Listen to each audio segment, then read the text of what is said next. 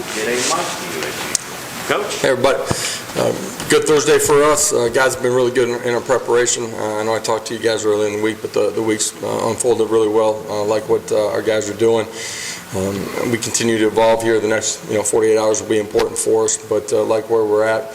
Great opportunity this week. Got a really good opponent coming in, first and foremost. We got to go play our best, and obviously offensively and special teams got to take care of the football. They've done a great job of changing the way the game's played in those two phases, and defensively we got to do a great job of getting these guys into third and long and then getting off the football field too. Great opportunity this weekend to celebrate one of the greats that's ever played here too, Al Wilson. Honored to have him lead our Vol walk here on Saturday afternoon. Great opportunity for our fans to really just emphasize what he means to Vol Nation and what he's done. A guy that to me embodies everything that it means to be a volunteer. A guy that cares about his teammates still to this day more than he cares about himself. Guy that plays the right way, has always done that. Honored to have him here and looking forward to having him spend some time with our football team over the course of the weekend too. So with that, I'll open it up to some questions. We'll start with Vince, then we'll go to Austin. Josh, and some of those things that you said you liked about how they've handled practice this week, I know there's a lot of factors involved in that, but what are some of the specific things you look for coming off of a win to make sure your guys are still dialed in to want more? Yeah, for sure. Just the energy that they practice with. When we go good on good, what's the tempo of it? What's the strain? When we go into scout periods, what's the attention to detail? What's the effort that we're getting? Not just from the guys that are playing on Saturday, but from the other guys too. It's our entire program practicing the right way. We're starting to develop good habits, not where we need to be. You guys have heard me say this, the last 48 hours is going to be critical in this one too, and we continue to grow in that way too. Coach, you talked about the last 48 hours. You talked about last week about seeing some leadership emerge. You didn't want to specify anybody just because you felt like it was still in its infancy. This team started to clean things up. Penalties went down last week. No turnovers the last couple of weeks. Do you feel like you guys are really turning the corner with the little things you've been talking about? I think we're going to find out Saturday afternoon at 12 o'clock. You're only as good as your next one. I do think there's attention to the detail of those things. Those are things that we've been emphasizing as a coaching staff since we got here. There's a growth to it. You've heard me say we're kind of in a race against ourselves to be as good as we can. They've taken more ownership. There's some ownership from leadership within the locker room. We talked about that a week and a half ago. But I think our guys are starting to grow that way too. But you don't ever take those things for granted. The only thing that matters is Saturday at 12 o'clock. Jimmy and Ben.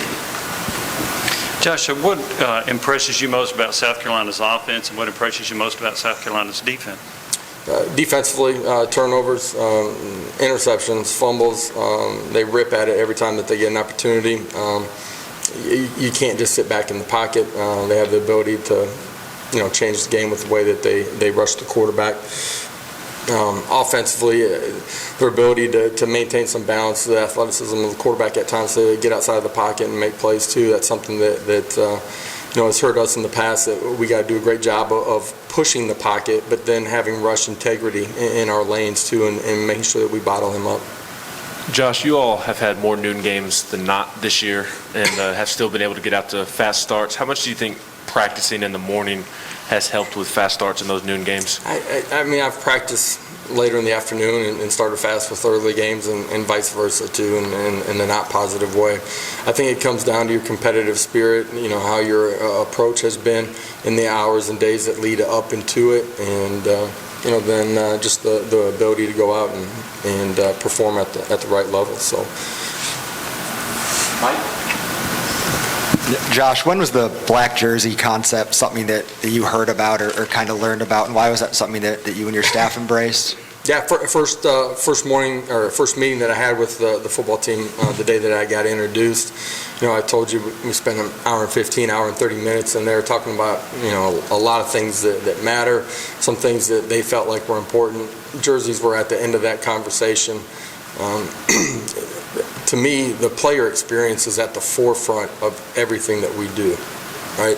There's non-negotiables from myself and our coaching staff and how you got to attack every day, whether that's in the weight room, whether that's class, whether that's on the football field, right? But then there's some things that you want to give them ownership in and make the player experience as good as it can be on and off the field.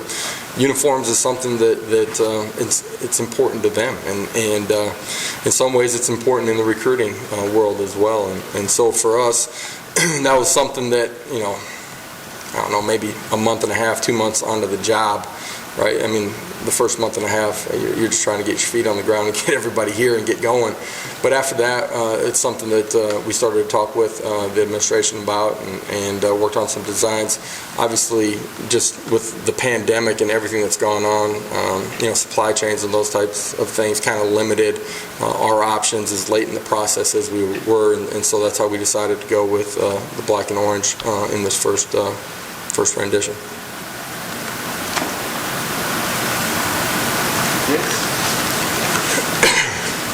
You always talk about process. What about the process of chemistry with the coaching staff from when you got here, and where is that process right now?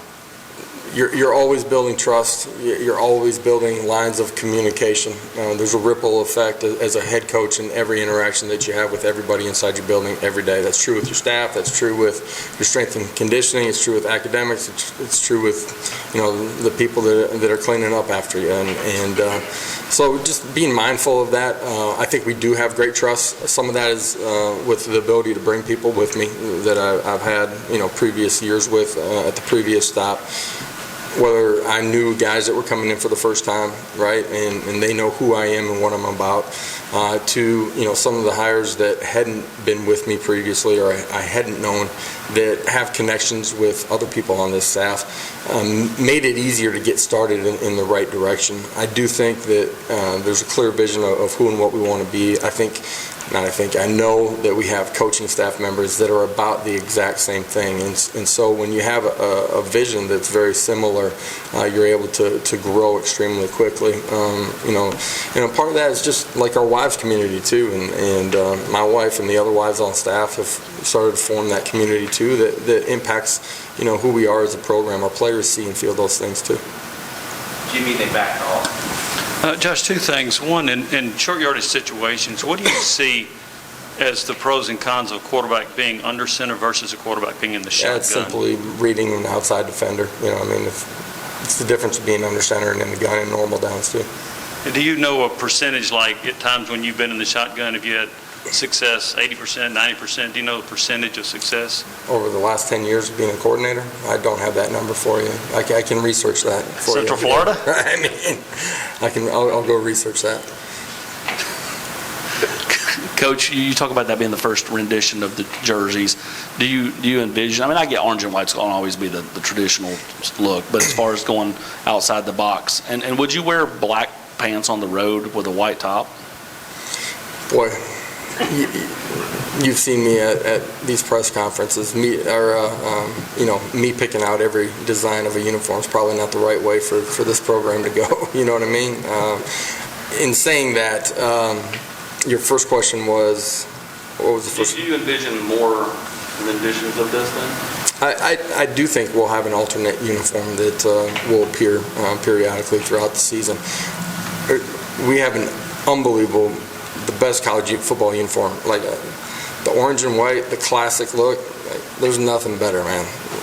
The helmet to the pants to the jersey, the combinations you put together.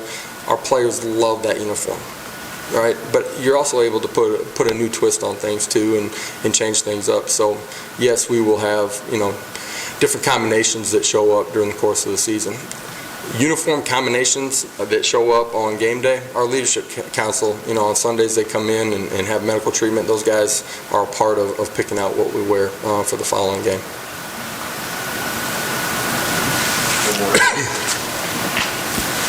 South Carolina had a player, a defender, get rid of the football before crossing the end zone. Two things. One, has that ever happened to you as a coach of one of your players? And how much do you guys teach that kind of thing and prevent it? Never happened as a coach, happened as a player. I had a teammate that did it in a big football game. We showed two clips prior to them prior to it happening that happened during the course of the season. One where we were close to doing the same thing. Those are educational opportunities. We always pick plays that happen throughout the country and show them in our Monday team meeting as we debrief from the previous week. Those are also things that we show during the course of training camp too. Anything else for Coach? All right, thank you. Great, guys. Appreciate it.